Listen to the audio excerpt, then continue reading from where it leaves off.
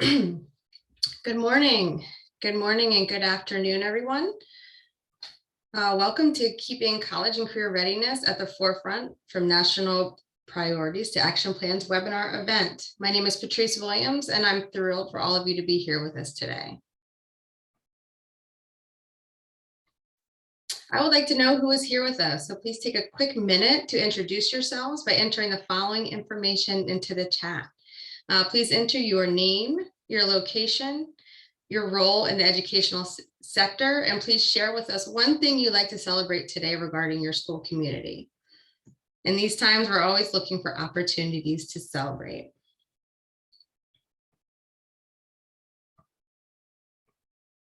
So while you're doing that, I want to inform you that this webinar will be recorded. All webinar registrants will receive a follow-up email that will include a slide deck, recording, and resources mentioned during this presentation.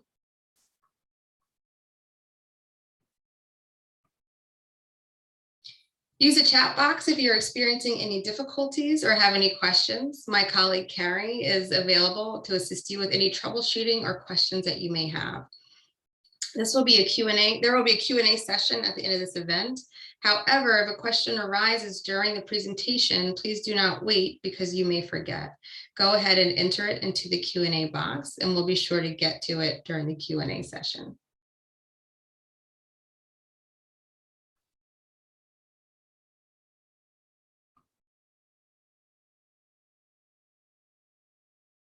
Okay, here's our agenda for today. After a brief introduction, we will hear the national perspective from our partners at the American College Application Campaign, or ACAC, who will outline the national current trends in college and career readiness. Our National College Attainment Network, or NCAN partner, will talk to us about what districts can do in response to these trends. Then we will hear the state's perspective and priorities from our partner, Michigan College Access Network, or MCAN. From there, we'll move into action planning, followed by Q&A.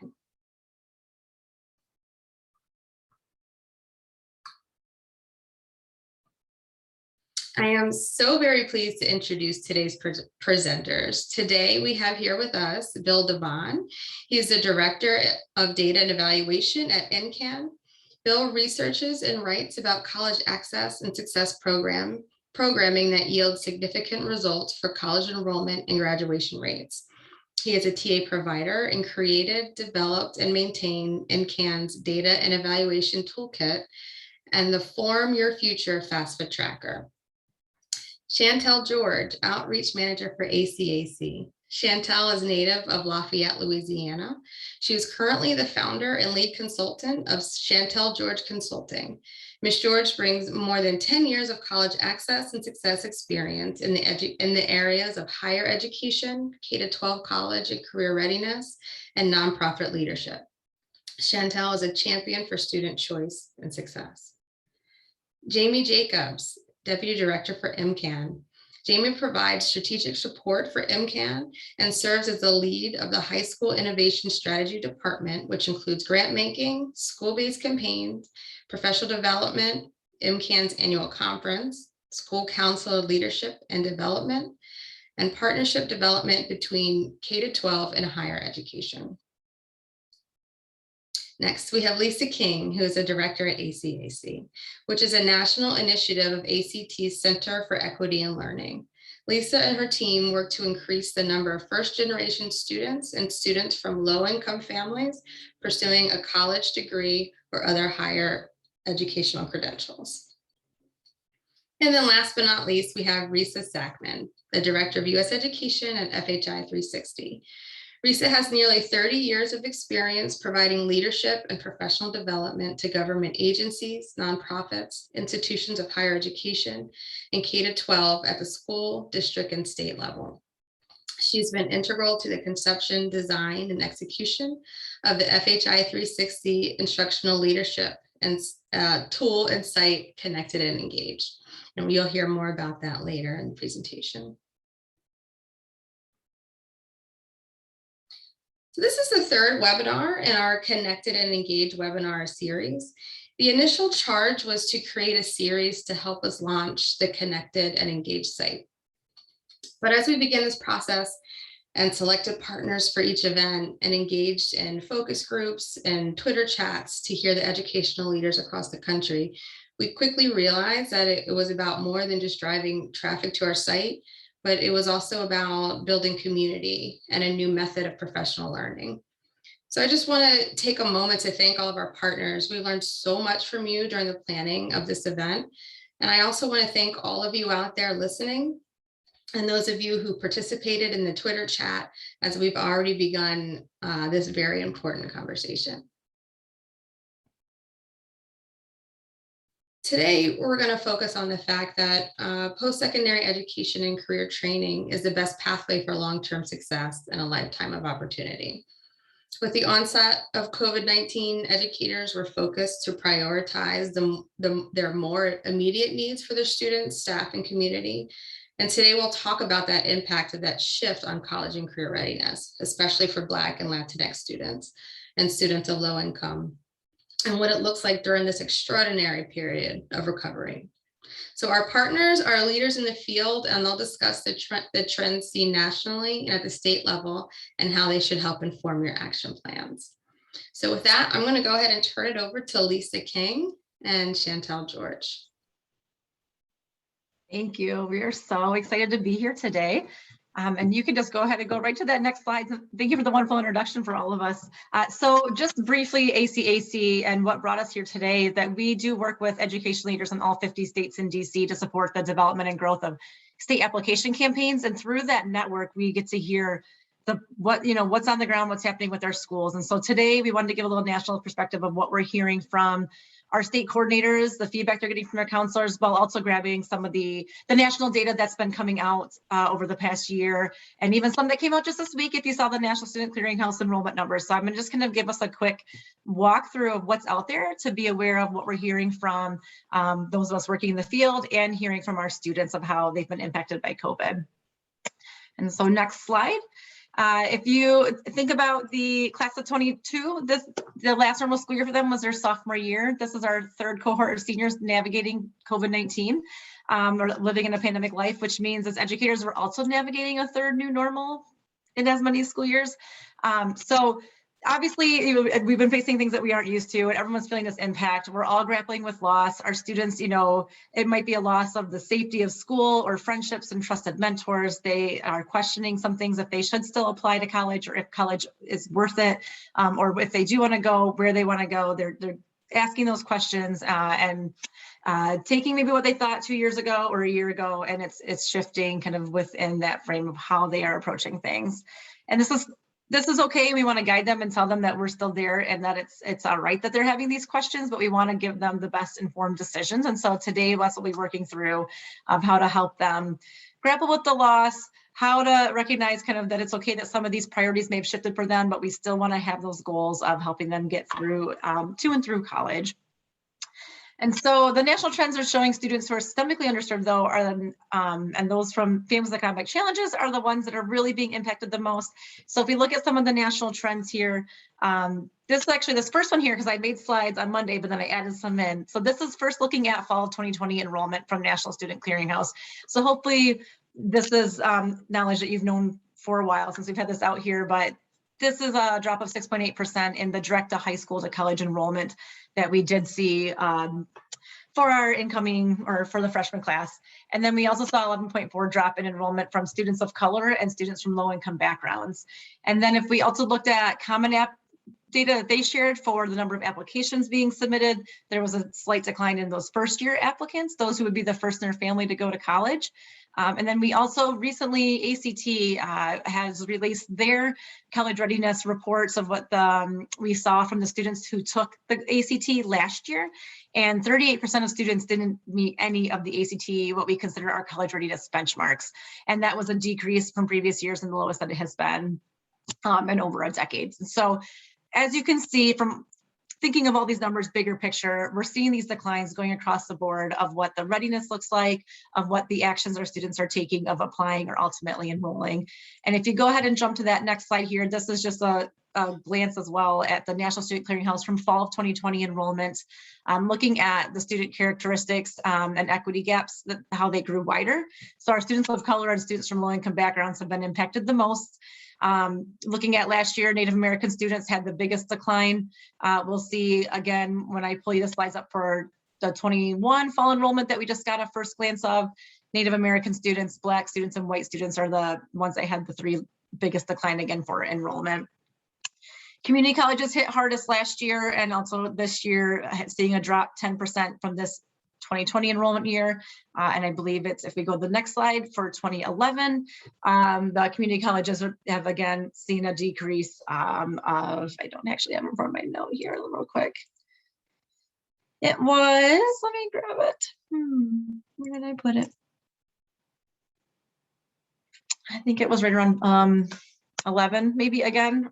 So I apologize, I thought I had it written down for me for the new one that came out this year. But community college, again, being the hardest hit. And as we all know, the students that are ultimately often enrolling in community colleges, we tend to see community colleges serving our students who, again, are from low income backgrounds or students of color. And so we're seeing those gaps widen, and we need to really sound the alarm bells of how we're going to reach students who are not showing up or changing kind of those paths of what they maybe originally had hoped for in their educational journeys. If we want to jump now to the next slide here, I just put a few slides in to show, again, this first glance from the National Student Clearinghouse that just came out on Tuesday. Here's the one that's by institution type. Now, they did have a disclaimer for the private 4 years. If you can see it within their own, that data, they don't have as much in. So they're sort of saying, don't misinterpret that. But looking at the 4 years, looking at the 2 years here, you can see again that how much they've been impacted from the fall of 21 and knowing what also happened from the previous year of 2020. So this is showing the last 2 years, the impact from 2019 before pandemic to now, that our community college is having a 14% drop, public's 3.1% there. And if you go to the next slide, this is a look at the freshman enrollment. So those coming in that first year direct high school to college enrollment. Again, I wanted to grab and show us these last 2 years because it's all a larger impact. So what it was before 2019, before COVID hitting, to now of what kind of decreases we're facing, again, with students showing up to campuses. And then the next one here, breaking it down by our student groups to just, again, demonstrate. I'd mentioned the racial and ethnic groups that were hit with the, that fell the most were being Black, white, and Native American undergraduates. And then when you combine it from 2020, every group has seen declines. So again, students not enrolling at the same rates, not showing up, slightly less of a decline this year to last year, but still, when we think of it together, a big impact of figuring out where our students have gone from the class of 2020 and class of 21 and how to help support them and make sure that they're feeling ready. Now to pivot a bit into what our students are telling us of what, chances or choices they're making, this why they've made decisions. I like pointing to Strata, the surveys that they released from the graduates of 2020 and 21. So if you haven't been familiar with that, it's one of the resource links that we are sharing today. But they've done a really good job of gathering kind of that feedback from students. And the key things that students have told us are that there's mental health concerns. They're worried that folks aren't ready to kind of listen for them and to help support their mental health. They're saying they want help from advisors in guiding them to find those right answers and pathways. They need help understanding how to earn and learn successfully at the same time. And they want easier access to financial aid, and they want that open-minded, personalized college and career guidance. So these are the things that they're saying they aren't getting or they want more of, and that we really need to think about their mental health and how to be thinking more one-on-one supports or making sure that they're hearing from those trusted adults and knowing that they are there to support and help them along the way. And if you want to go ahead and jump to the next slide here, I am going to pass this off to Chantel to talk to you about a grant project that we're doing together that's also bringing in more feedback from students so that we can provide guidance on how to help our school counselors. Chantel?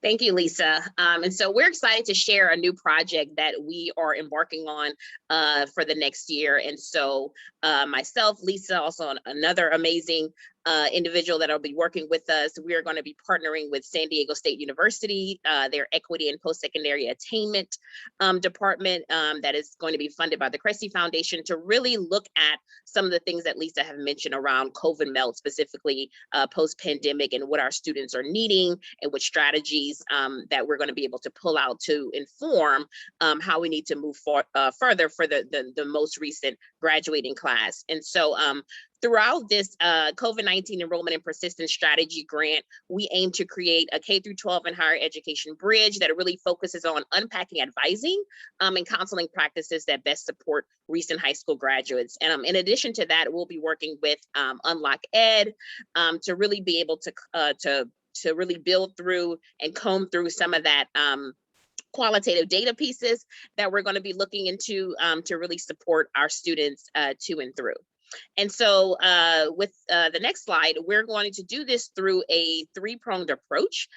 For all of the researchers in the audience, you guys will like to hear a little bit about this. And so first, we need to understand how COVID-19 has impacted college enrollment. And so what has happened already is that we have piloted a survey specifically looking at one high school in the San Diego area and really pulled out, in which we're going to go over some of that data, really pulled out some of the things that we've been seeing and noticing that what we found was similar to what the national landscape has looked like in regards to students that have gone through the experience of transitioning and through summer melt during the pandemic. And so through that survey is going to help inform what the national survey is going to look like, that we're going to talk about a little bit that's happening this month.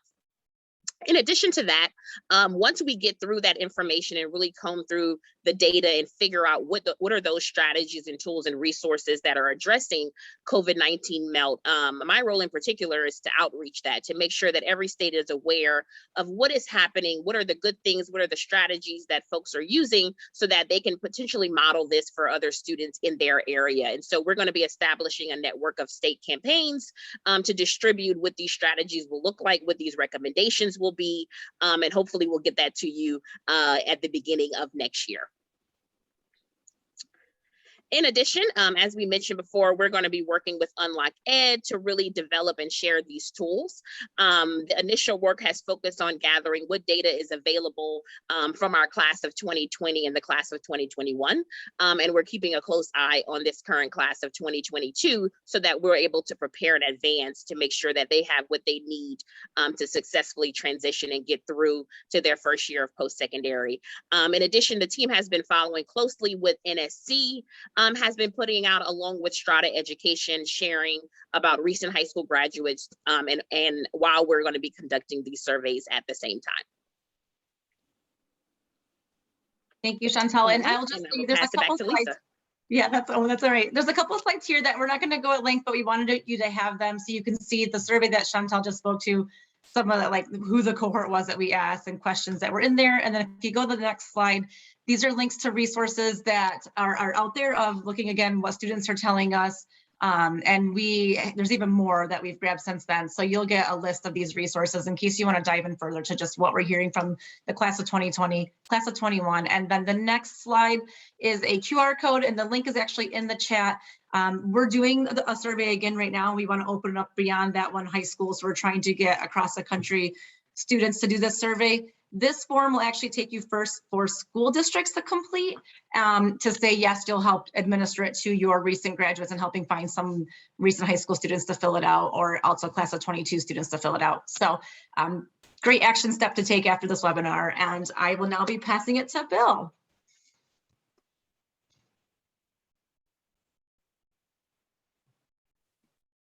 All right, thank you, Lisa. Yeah, now we'll move on to Bill, Director of Data and Evaluation at NCAN.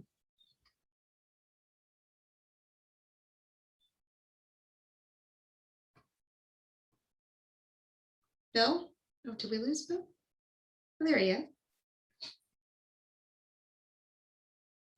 You may be on mute, Bill.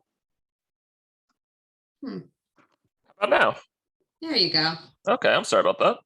All right, well, let's try that again. So my name is Bill Devon. I'm the Director of Data and Evaluation at the National College Attainment Network. We are a member association based in Washington, D.C., and our nearly 600 members are college access programs, community-based organizations, districts and schools, higher ed institutions, a number of different stakeholders, but we are kind of united in the mission of helping to close inequitable access and attainment gaps in post-secondary education. So in the next slide here, you can see how we do that work. We largely do that across 3 buckets. First, we help to build our member capacity through professional development and technical assistance. We advocate at the federal and increasingly at the state levels for changes that would make accessing and completing post-secondary education easier for students. And we also support systems change. So, historically, our members have been community nonprofits and college access programs, but increasingly we are trying to work across different kinds of stakeholders to, shore up best practices, share data, spur collaboration. And it is in service to this idea of supporting systems change that I have one big question that I brought here today. That's on the next slide. And that one big question and one big idea, you'll see on the next slide here, is that high schools can change students' post-secondary pathways. It's a firm belief that we have. It is something that we increasingly recognize that college access programs alone cannot do this work. The need for college career readiness activities in this country is outsized to the capacity of the nonprofit space. And so increasingly we are working in districts and schools to develop resources that they can use to reshape students' post-secondary trajectories. So we've kind of put our post-secondary practices in 4 big buckets of work. Those are on the next slide here. And those are transforming post-secondary advising and being more mindful about putting post-secondary fit and match front and center when we're talking to students. We want to make sure that we're increasing access to financial aid for students by increasing FAFSA completion. We know affordability in this country is a crisis, and one way that we can help to ameliorate that situation is by making sure that students are connected with the federal, state, and institutional grants and loans that would help finance a post-secondary pathway. We want to reduce summer melt and make sure that students who are college intending actually show up to campus the following fall. We know that life happens to students in the summer between especially high school graduation and post-secondary matriculation. And so we're always looking at strategies for making sure that students who intend to matriculate actually do. And then the 4th bucket of work is using data to make sure that we are being thoughtful about measuring, is what we're doing working? How can we take data and fold the lessons that we're learning back into the post-secondary advising process to create this virtuous cycle where we're always improving the outcomes for the students who are coming up behind our current class? So we have a whole K-12 resources page that we are continuously kind of curating and adding to and developing new tools for. The link to that is, I'll put it in the chat, but it'll also be in the slides. We've kind of selected 4 key resources for this resource page. I'm going to talk about them briefly. This is not going to be the entree size. This is going to be the appetizer. I'm hoping to kind of whet your appetite here in hopes that you will go and explore these resources and either put them to good use for yourself or share them with a colleague, someone in your network who you think really could benefit from these kinds of tools. So first up, we have NCAN's College and Career Readiness Calendar. This is a 15-month calendar of all the different activities and topics and planning and action items that schools need to do on a regular cycle to keep students prepared for pursuing college and career after high school. So this calendar is sortable. It's color coded by different categories. And in every place here where we have kind of a category and a function, where we're saying it's really important to do this, we're trying to connect the best resources for doing that. We don't want to send people on a kind of a wild goose chase on, okay, well, if we're talking about having a FAFSA night, well, how do I do that? We're going to give you the best resources that we have right there to plan a FAFSA night. The next resource I want to talk about is actually developed by an organization called One Goal. They're an NCAN member whose work we respect quite a lot. And they developed these post-secondary readiness rubrics that are available at the district and the school levels. And they help districts and schools answer the questions, where are we now? What is our baseline? What do we know about our current practice? And so each of these rubrics has 7 focus areas, and then kind of characteristics of what One Goal would expect to see in a school or district that was fairly fledgling in this area, was kind of on track, and that was kind of really outperforming and doing particularly well in an area like providing access, rigor, and expectations for students. It's a wonderful team exercise. Really highly recommend using it with college career readiness teams, with cross-functional teams, because it really gets everyone on the same page about what are we doing and why are we doing it. So I think we're 2 slides behind here. If we can hit, we can go forward 3 to the clearinghouse slide. We'll go one more and one more. Sorry about that. So one of the other tools that we really put a lot of emphasis on is measuring students' post-secondary outcomes using the National Student Clearinghouse's Student Tracker for high school service. This is a subscription service for high schools, but the NSC maintains a massive database of students' post-secondary enrollments across the country. And high schools and districts can match their students against what's available in this database and see, where did my students matriculate? How did they do when they got there? What percentage of my students are graduating within 6 years? And it kind of spurs all these really interesting research questions that districts and schools can use for continuous improvement activities. It's a very affordable kind of service. It's about $600 per high school per year. And given the relatively scant availability of the data they're providing, we think it's a good value for the good it can do. The last tool I want to share with you is one that's homegrown. It's NCAN's Form Your Future FAFSA Tracker. We're big on FAFSA here. I'm going to talk about that in just a second. But this is an interactive dashboard that we update every week with data from federal student aid. You can see the most recent data for the class of 2022 here on your screen. You can see that we've gotten off to a fairly rough start here, down about 17% year over year through October 15th. But this is an interactive tool that tracks FAFSA completion at national, state, city, district, and school levels. And we hope it becomes a really valuable tool for tracking FAFSA completion. So why am I talking about FAFSA completion so much? Why do we put so much emphasis on it? It's a really strong association between FAFSA completion and immediate college enrollment following high school graduation. That's especially true for students from lower income backgrounds. And you can see that on the bar chart here, the association here from kind of national survey data.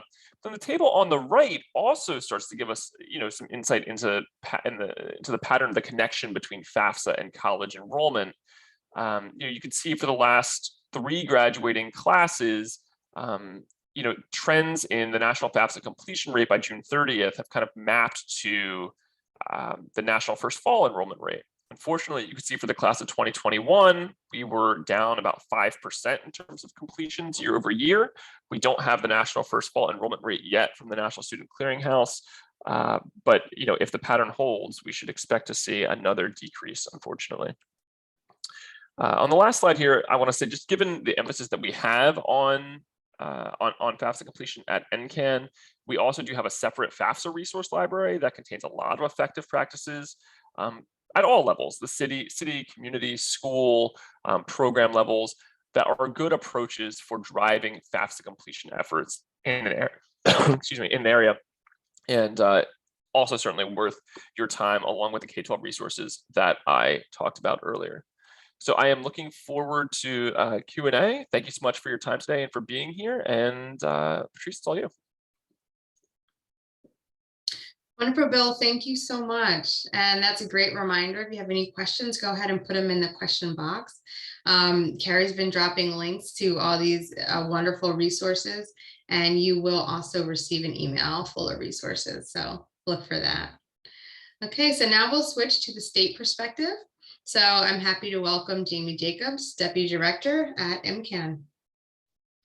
Thank you so much, Patrice. Super glad to be here. Also, so happy to see so many of our Michigan friends here. As Patrice said, I serve as Deputy Director, and I also lead our high school facing work, which is why you're hearing from me today. So just in case you are not from Michigan, there are some folks on here not from Michigan. I want you to know a little bit about who we are. MCAN is a statewide focused nonprofit organization, and we serve as an intermediary organization. So much like NCAN and ACAC and also FHI 360, we don't directly serve students. We work to build the capacity of folks in a myriad of ways who directly serve and support students. We do that work through increasing college readiness, participation, and completion, and we're particularly focused on the populations where we see the largest gaps in opportunity, just as all of the organizations have talked about today. And some of those issues were really illuminated by Lisa in her early remarks and in the FAFSA remarks by Bill. All of our work is in support of Michigan's goal of reaching 60% of residents with degrees or certificates to 60% by 2030. This goal was adopted by the state of Michigan. Many states, maybe all of you on the call, the vast majority of states now have a statewide attainment goal. And all of the work that we do as a standalone organization is in support of that goal. So let's talk a little bit about what's happening in Michigan, really particularly focused in our K-12 space. You could toggle ahead a few slides. Thanks, Patrice. I wanted to just lay out what we know. And I know you know these things, but I want to name the things that we know. I have found in my work with K-12 leaders and school counselors and just educators that just naming some of the wins and some of the struggles and some of the challenges can be really valuable to moving a conversation beyond just like what is in the immediate and what is our environment.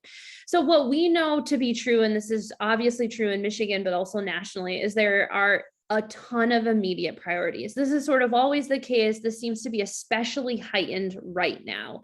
We also know that our staff at every level in the K-12 system is working at a reduced capacity. There is less of them and more things that need to happen to either recover from things that may have happened during COVID, to deal with trauma and sort of ongoing trauma that students, the vast majority of students are experiencing. And we also have a lot of vacancies in a lot of positions, and all while often having in a lot of districts some increased funding and opportunities to have more staff. We have sort of more openings and less staff. We also know that as a result of that, sort of a direct result of that, but also the pandemic, our staff is really taxed, right? That the pandemic was incredibly draining, just as like humans, laid on top of how draining it was for our K-12 educators to sort of try to carry a whole lot of water through really tumultuous times. And so much of that is still happening. And we also know that as educators, we always talk about supporting the whole student. We've got to be thinking about all of the things that are interacting with students' lives, students' experiences, and also their families, and that's a key piece of what we need to be thinking about as we move through this work. We also know a few other things that I think are more directly connected to college and career readiness. Patrice, you can move to the next slide. We know, as you saw in Lisa's data, and we just also have seen this illuminated in so many pieces of the pandemic, that our most vulnerable students are students from low-income backgrounds, our BIPOC students, our first-generation college-going students were disproportionately impacted by the pandemic. That does not mean that every human did not have some level of impact. We all did, but when you look at the data, you cannot hide the fact and not see the fact that our already disenfranchised students and families were sort of, again, disproportionately impacted by the pandemic and continue to be, right? We sort of keep using this like post-pandemic language when we all know, like, you know, I have 2 quarantine kids at home, like we are so much not post-pandemic. We also know that post-secondary education, college and career readiness, college access and success, and economic recovery are directly correlated. We know this from every economic recession that states and the country has faced in our history. And we see no data indicating that that will be different coming to like sort of through and out of this pandemic recession. So that means that alongside academic recovery, issues that we know all of you are dealing with head on, along with health and well-being, that college and career readiness has to be and is critical work right now, right? That there are so many things, so many balls in the air. To my earliest point, there are so many immediate issues and immediate priorities. Something I'll also add, Bill, I feel like you sort of alluded to this in your big idea of like high schools can do and I would argue do the work of transforming students post-secondary pathways. A lot of that work happens through the game-changing work of school counselors. And that we know in many states, and Michigan is second from the worst, we are so far from the number of school counselors and folks in similar roles supporting students through these incredible, meaningful parts of their lives. We also know in a positive, as we think about this from like an asset-based perspective, which we've got to be able to get our heads into, right? That there are some real low-hanging fruit opportunities in this space to try to capture.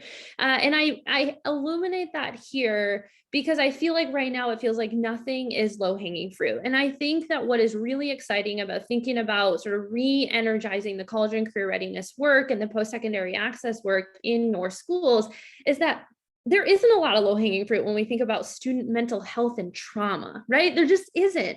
There's not a lot of low-hanging fruit when we think about academic recovery. We are trudging through like neck deep in mud in a lot of those issues. And I would argue while we have significant work to do, at least in Michigan, and especially as we think about low-income students and students of color, there are some sort of like easy wins or easier wins that maybe don't feel like we're as neck deep. And I think that's an opportunity to build some positive will.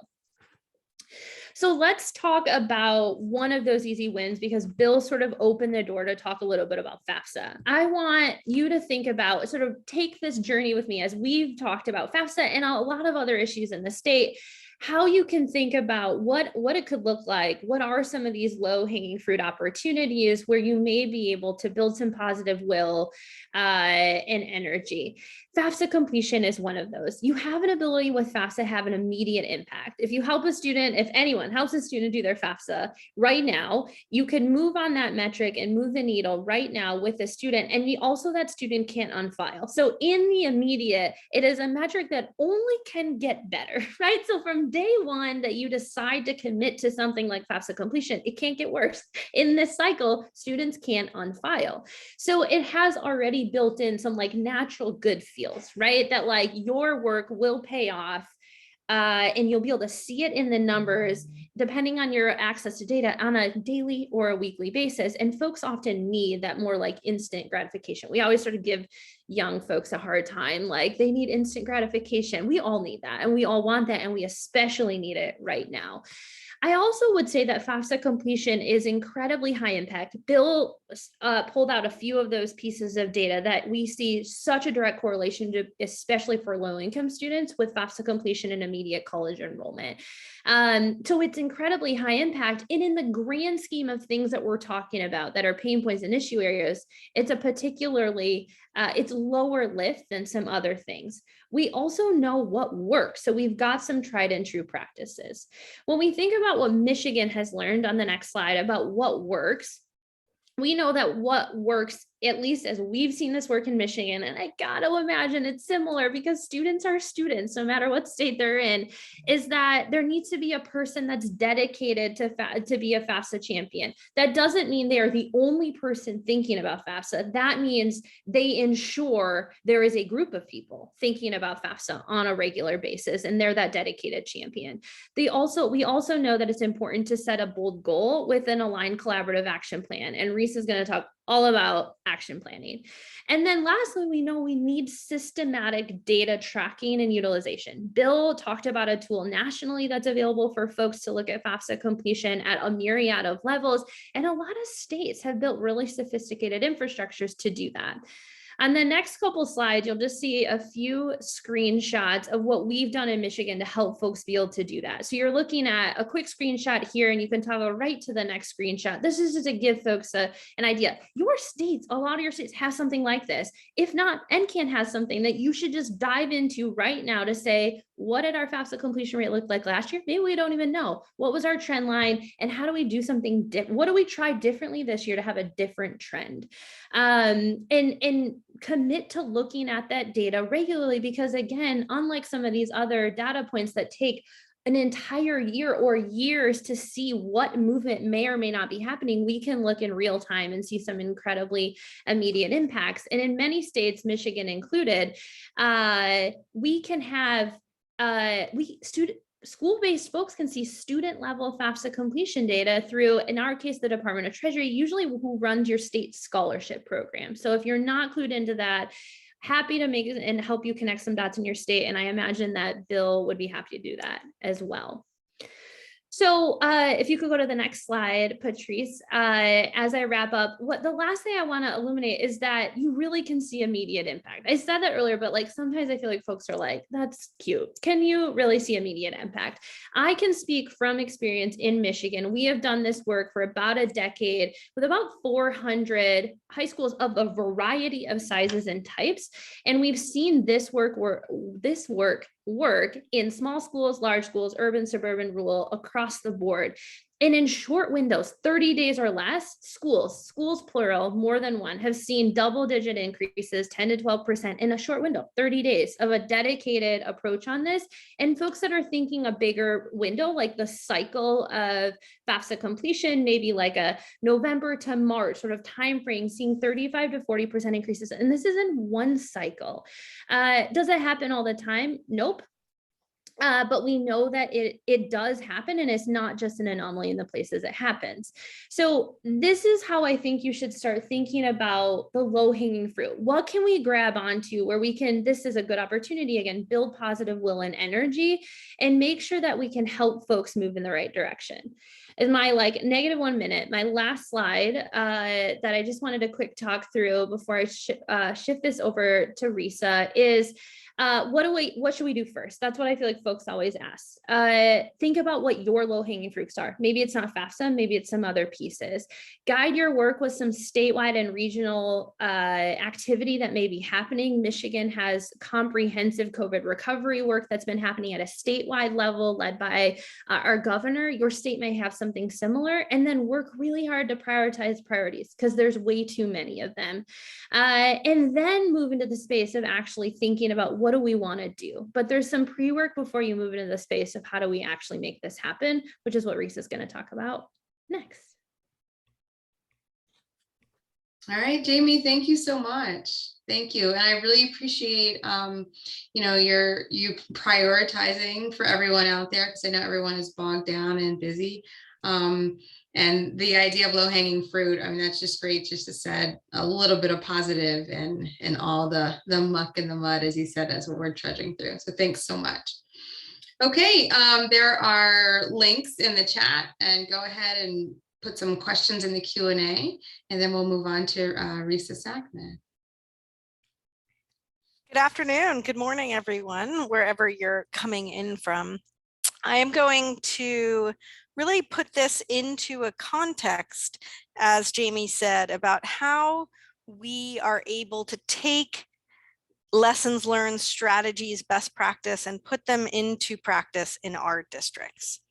So if I set a context for you all, what we are doing here today is really grounding the work in partnerships, in sharing. This is a time in history, unlike any others, where no one is an expert in pandemic recovery, college and career readiness, for example. So we're coming together, we're working together, we are getting updated data all the time from districts around the country. We are working as professionals to really identify highly effective, high yield strategies that will bring results. So as we do that, I want to just share that the partners at the table today, for instance, ACAC really gave us a kind of 50,000 foot view of the trends in college enrollment and persistence. And NCAN shared practices and resources that districts can use to transform their efforts on post-secondary transitions. And then MCAN really brought it down to the state level and demonstrated how college and career readiness priorities can help focus an approach for improving students' post-secondary readiness. So as we think about how we operationalize this knowledge into an action plan, as Jamie said, to really make it customized for your own district or your state initiative, we have to remember that all districts have different needs, that action plans are really most effective when they're customized with very specific strategies and resources that align the unique needs in the local context. And a strategically developed action plan can help strengthen the factors that lead to meaningful student progress in these challenging instructional environments. So we're going to talk a little bit about the action planning process, but we're also going to talk about how you take this sea of resources and make it as actionable as possible.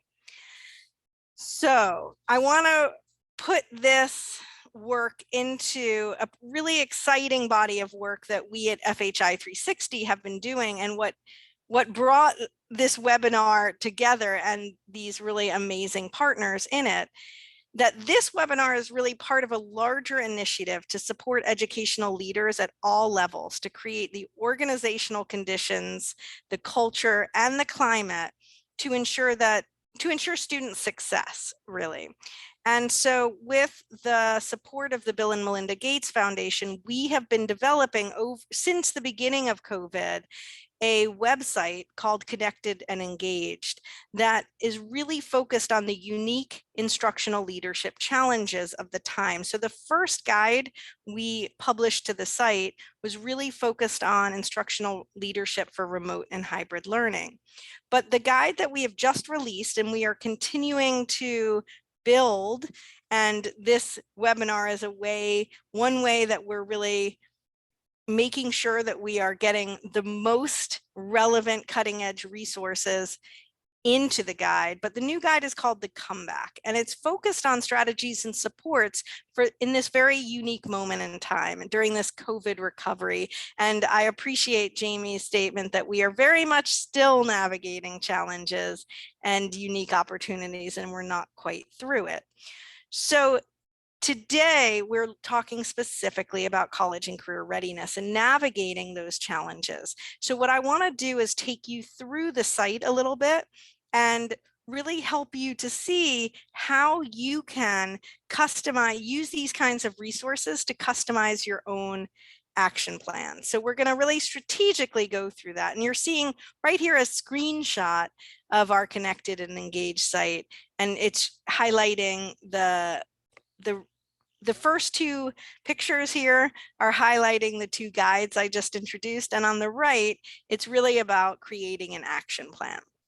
So when we launched Connected and Engaged, we recognized that there are these wonderful resources out there. There are great guides, but often they're either really high level, like 50,000 foot view, and only telling you like, here are 5 things you need to do, or here's really important things for you to consider.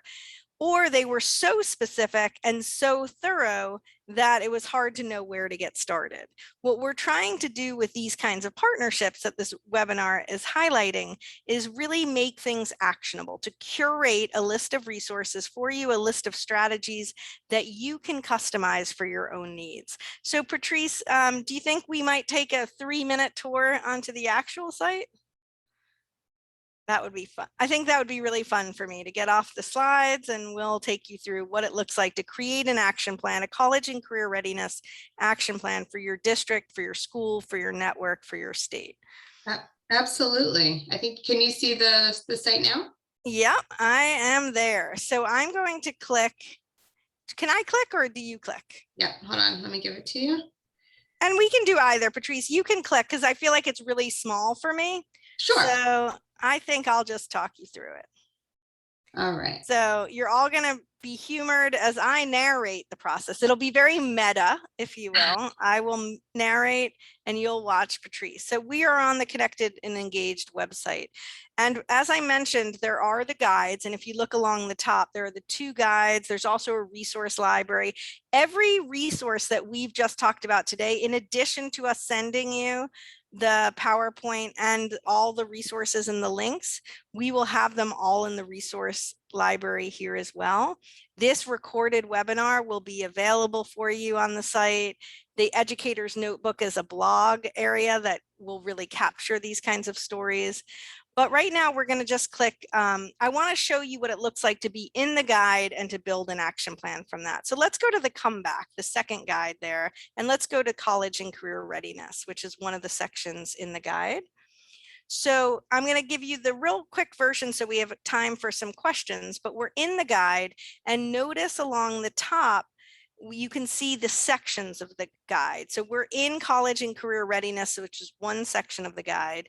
On the right, you'll see that there are subsections within college and career readiness. So we're in the college and career readiness landing page. Patrice, will you click on post-secondary readiness and access? So imagine I'm creating a customized action plan, and I'm looking on this page and I'm thinking, what are the strategies that are most relevant to me?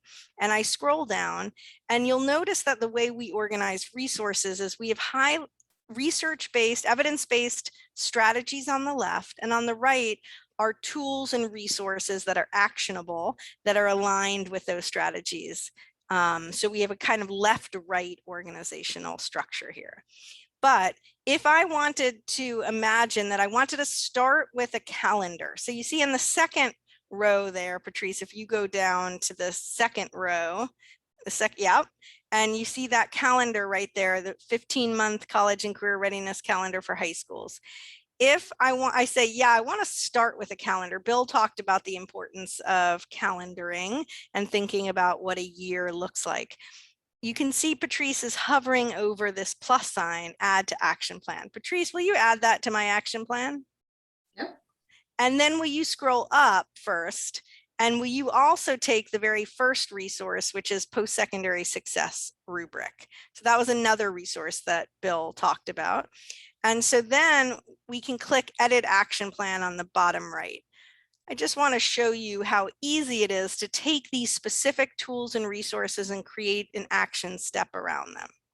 So it looks like Patrice was very busy before navigating some resources, because you can see she's got a lot, but that's okay. Will you just enter a plan title in the top right and say that this is our webinar plan?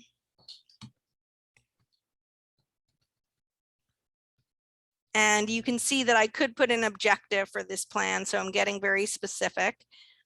But let's just imagine, if you scroll down, will you just add a second step? And will you take that last resource, the district post-secondary resource, and hit the down arrow on the left? Yeah, and move it into that. So, okay, then click develop plan for me.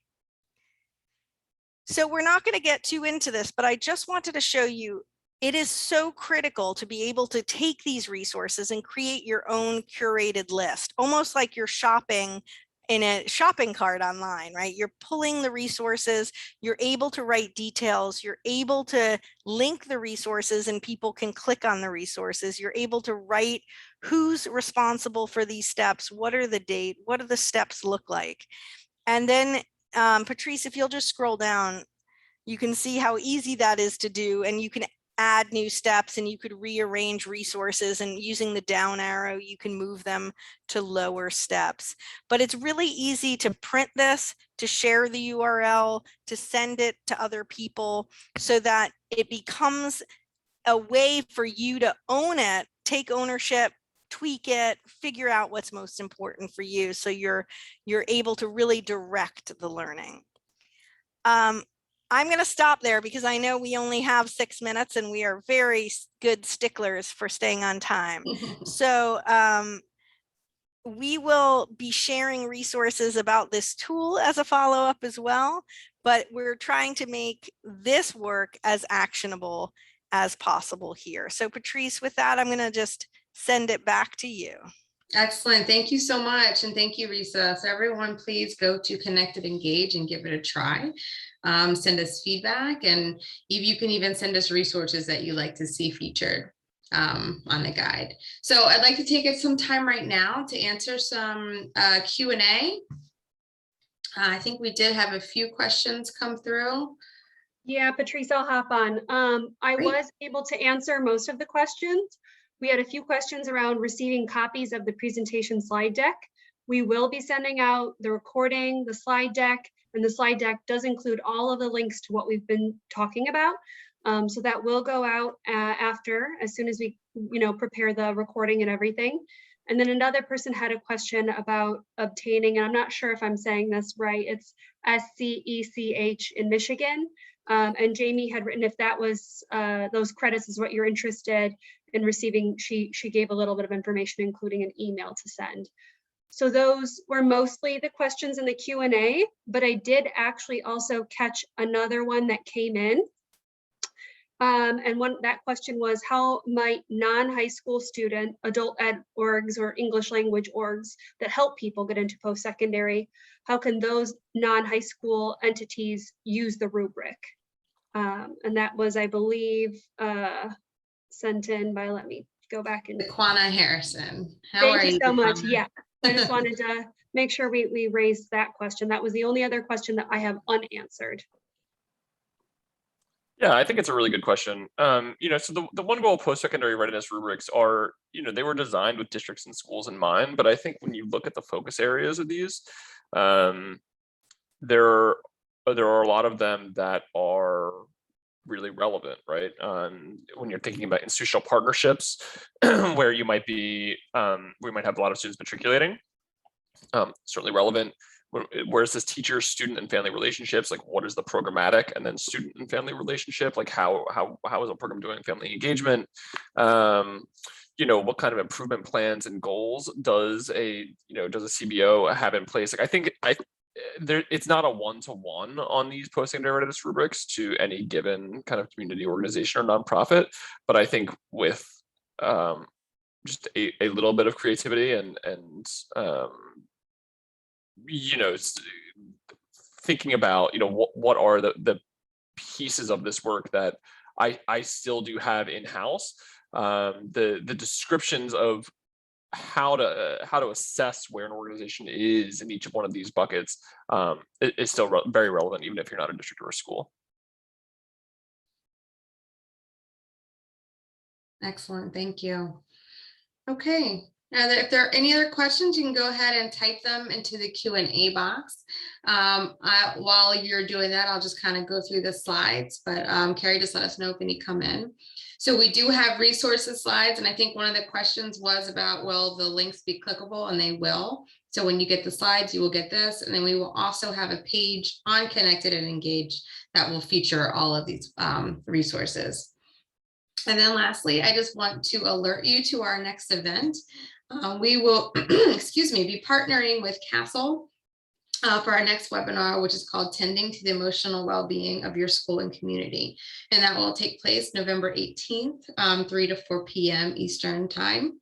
And then we will have a Twitter chat November 16th, 7 p.m. Please join our Twitter chats. They're a lot of fun, and it's a great way to start to share and pass around resources even before the webinar begins, and just to learn and connect with like-minded people. Also follow us, Connected and Engage at C_E360, and we'd appreciate that. So with that, I just say thank you. And check out the links in the chat. I think there's a newsletter, and there's lots of ways to connect with us. And we're so happy to have all of you with us. So thanks so much.